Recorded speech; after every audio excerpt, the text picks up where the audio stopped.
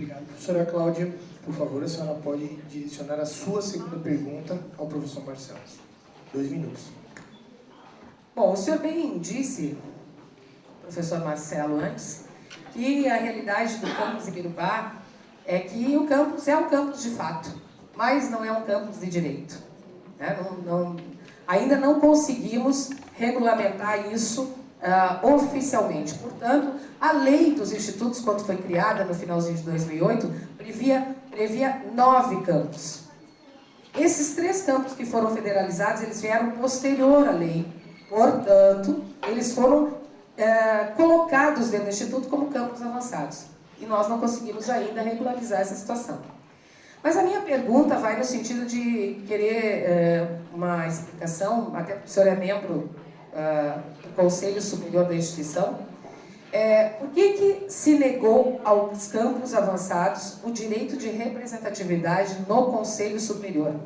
E eu gostaria de saber quantas reuniões a Comissão de Legislação, Normas e Regulamentação, da qual o senhor foi presidente até muito pouco tempo atrás, provavelmente uns 30 dias, quantas reuniões fizeram com as comunidades dos campos para ouvir as reivindicações desses campos avançados e conhecer as suas realidades?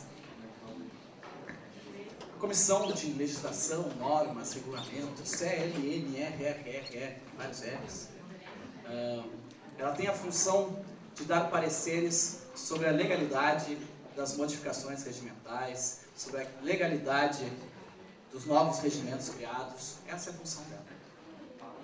Ela não faz uma análise de mérito da matéria, como a senhora bem sabe. Não é essa a função dela, analisar o mérito.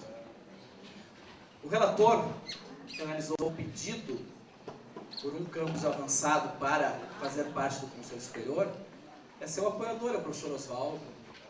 Seu apoiador, o professor Oswaldo.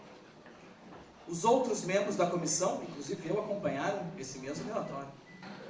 O relatório aponta claramente que há necessidade da modificação da lei para que este campus seja campus de fato. Há essa necessidade. O relatório apontou problemas que haveria com a representação do Conselho Superior, uma vez que haveria uma dupla representação. O relatório ainda poderia ter apontado, o relatório do professor Oswaldo, ainda poderia ter apontado que isso exige uma mudança regimental se for feita. Mudança regimental só é feita com quórum qualificado e convocação especial para o Conselho Superior. Portanto, aquela reunião também não poderia alterar. O parecer não tem relação com a campanha. O problema do campus avançado, de qualquer um deles, não é essa questão do Conselho Superior. A comunidade está representada nas eleições que ela faz com o campus origem. O problema do campus avançado é ele ser uma unidade gestora, uma unidade administrativa. Esse é o problema principal. É lá que está a solução. É por aí que está a solução do campus. O mesmo assunto retornou quando nós discutimos as comissões eleitorais. E nas comissões eleitorais, porque não havia modificação de regimento, não havia essa questão legal, a comissão propôs subcomissões eleitorais para os campos avançados. Propôs. Eu sei que a senhora recebeu o texto antes, concordou. No entanto, houve a lembrança da professora Gisele, também sua apoiadora, diretora do campus Caxias, de que não era possível fazer isso. Que essa dupla representação não podia ser feita. Então, o que nós estamos é diante de um problema legal no sentido de normatizar isso no Instituto. Não é uma solução simples, não é uma solução trivial. Por isso a Comissão de Legislação e Regimentos deu aquele parecer, com o qual eu concordei e continuo concordando, o parecer está correto. A Comissão de Legislação e Regimentos, evidentemente que o professor Oswaldo, que tinha recebido a relatoria do processo, não veio visitar os campos avançados, ele tinha que dar um parecer sobre a questão legal, não sobre o mérito. Sobre o mérito, ninguém discorda que isso aqui é um campus. Isso sim é óbvio, isso sim é absurdo discordar. Então, trata-se de um assunto que não tem relação com a campanha eleitoral. Não tem relação com a campanha eleitoral. Nenhum dos membros da comissão leva isso em conta quando faz o seu parecer. O aspecto é outro, o aspecto é legal. Professora Cláudia tem 2 minutos para a réplica. Eu quero lhe dizer que eu divirjo do senhor, inclusive. Eu acho que o reitor... Alô? Eu divirjo do senhor, professor Marcelo, porque eu acho que o reitor tem que ter posição, e eu tenho posição. No que diz respeito ao campus, aos campos avançados, eu inclusive lhe mandei um e-mail no dia 23 de março, dizendo que na comissão eleitoral os campos avançados não tinham assento nessas comissões eleitorais. E que eu entendia que nós tínhamos que resolver e discutir isso no Consulp. E quero dizer também que o professor Oswaldo é muito meu amigo, diretor do campus eleito pela sua comunidade, e que assim como o senhor disse ontem em Canoas, que o seu diretor não fala pelo senhor, o professor Oswaldo também tem suas posições próprias. Eu tenho as minhas posições próprias. Ele é um bom gestor e eu acredito que ele tenha condições de fazer um excelente trabalho. A verdade é simples, bem simples. Tá?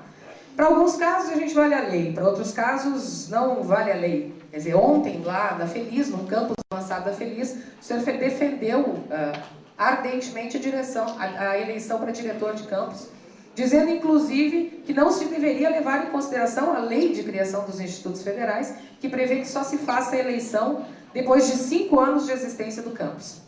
Mas, ao contrário, para os campos avançados, aí vale a lei. Nós temos que seguir a lei, a mesma lei que fala sobre a questão das eleições para diretor.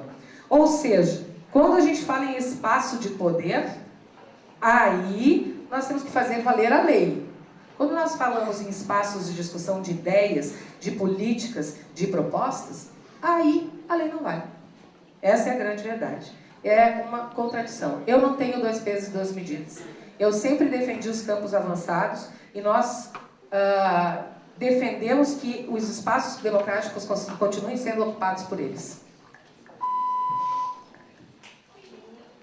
Professor Marcelo, sua tréplica, 2 minutos. Professora, são 2 espaços de poder. Conselho Superior e direção são 2 espaços de poder. Não é um espaço de poder e outro de discussão. Os 2 são de poder. Aliás, isso é o que nós pensamos. O conselho é sempre um espaço de poder. Não são 2 pesos e 2 medidas. Não são 2 pesos e 2 medidas. A eleição para diretor, a nomeação do diretor do Campus Feliz, continuará sendo feita pelo reitor. Esta é a lei. Isso não impede que o reitor faça uma consulta para a eleição. Portanto, não precisa ser depois de 5 anos. O reitor pode chamar a comunidade a fazer essa consulta, se quiser. Não há problema nenhum. Agora, o espaço democrático é importante. Aqui, a comunidade viveu o espaço democrático. Por que infeliz não tem eleição? Porque a eleição é só onde é conveniente. Aí são 2 pesos e 2 medidas. Um peso para Ibirubá e outro peso para Feliz. Portanto, a gente faz escolhas, certamente. As suas escolhas são balizadas por que critérios na questão da eleição para diretor? O parecer da comissão, eu repito, é um parecer sobre a legalidade. É um parecer sobre a legalidade. A eleição para diretor, a escolha para diretor, não deixará de fazer com que seja o reitor que indique quem é aquele diretor. Isso é um compromisso que pode ser feito. E é um compromisso que deve ser feito com todos os campos, novos e avançados. E não apenas com alguns. Muito obrigado, professor Marcelo. Agora o senhor pode proferir a sua segunda pergunta para a professora Cláudia. 2 minutos. Professora Cláudia. Nós vimos conversando no debate de ontem sobre os nossos editais de pesquisa, de auxílio, de bancada. Nas respostas, a senhora não conseguiu explicar por que, na metade do ano, ainda não temos esses editais publicados. Inclusive, confundiu a questão de editais com normas. O que eu gostaria de perguntar, gostaria de retomar o assunto, e gostaria de, em especial, perguntar de que forma a senhora acredita que as taxas de bancada serão implementadas esse ano. Professora Cláudia, 4 minutos. Professor Marcelo, como nós vamos operacionalizar o orçamento, como nós vamos operacionalizar os recursos para que sejam efetivadas as taxas de bancário de pesquisa Foi uma grande discussão, inclusive polêmica, dentro da própria comissão de pesquisa, dentro de todos os comitês onde esse assunto perpassou, porque a gente sabe da dificuldade, inclusive da prestação de contas.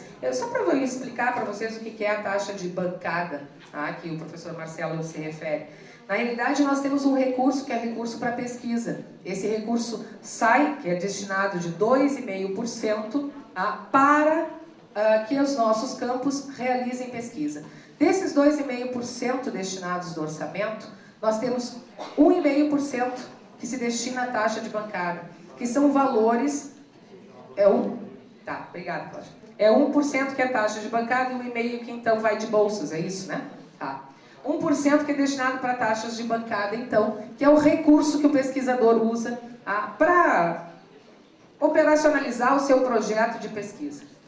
Não foi um processo fácil achar uma forma de descentralizar esse recurso, porque o pesquisador tem que prestar contas desse dinheiro, é dinheiro público.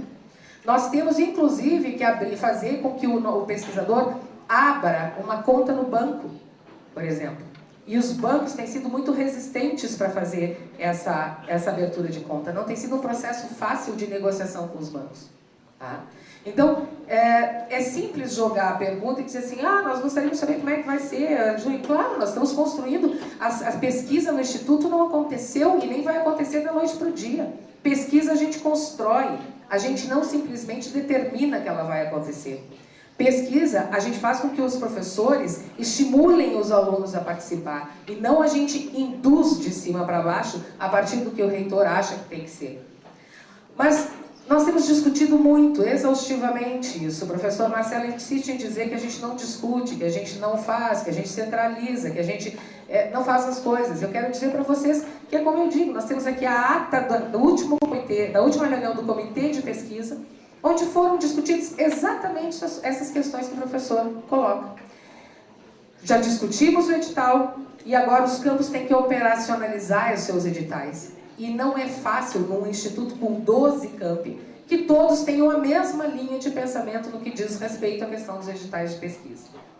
Bom, no que diz respeito à questão de ensino técnico vinculado à pesquisa, nós temos os nossos editais que prevêem que os nossos alunos de ensino técnico realizem pesquisa também, coisa que outros institutos não têm.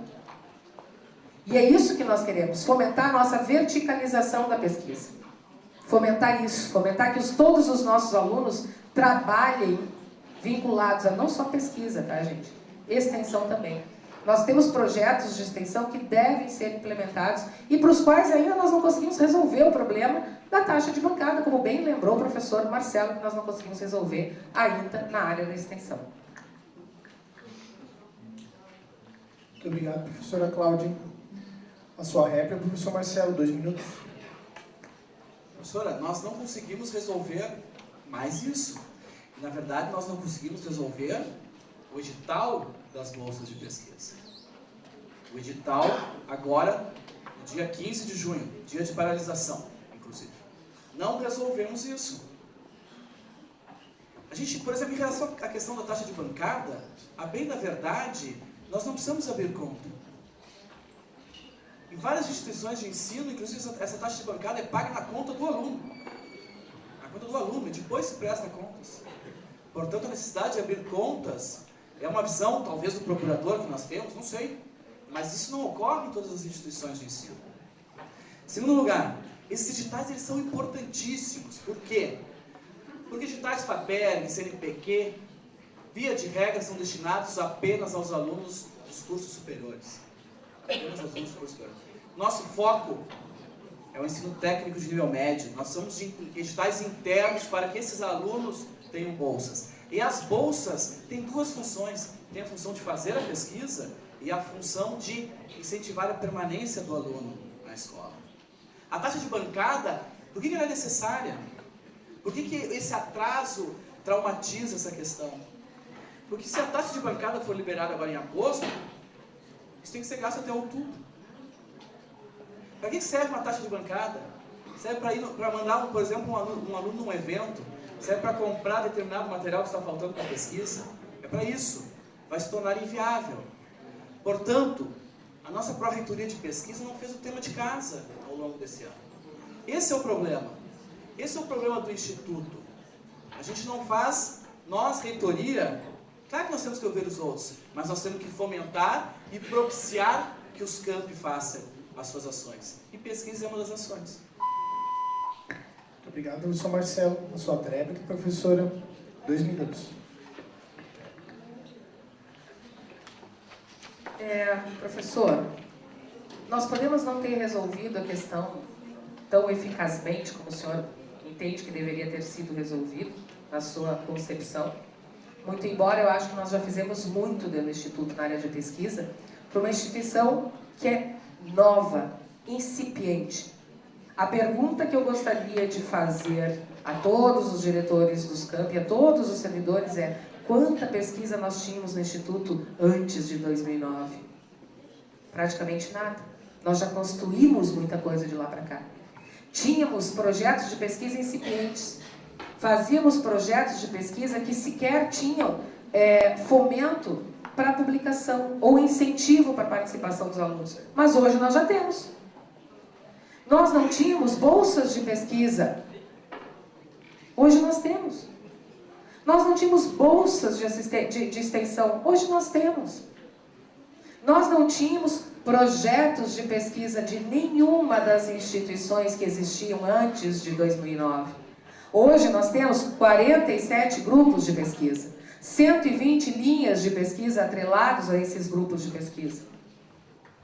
Hoje nós temos publicações sendo feitas a partir de trabalhos que nós temos feitos com a educação de jovens e adultos, por exemplo, que é pesquisa também realizada dentro do Instituto.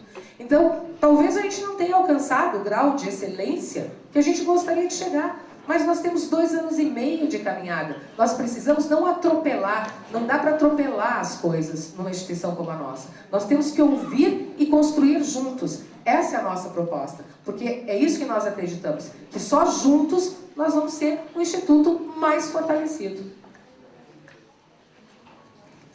Muito obrigado, professora Cláudia. Encerra-se aqui o segundo bloco. Após o intervalo de 5 minutos, retornaremos para o terceiro bloco. Obrigado.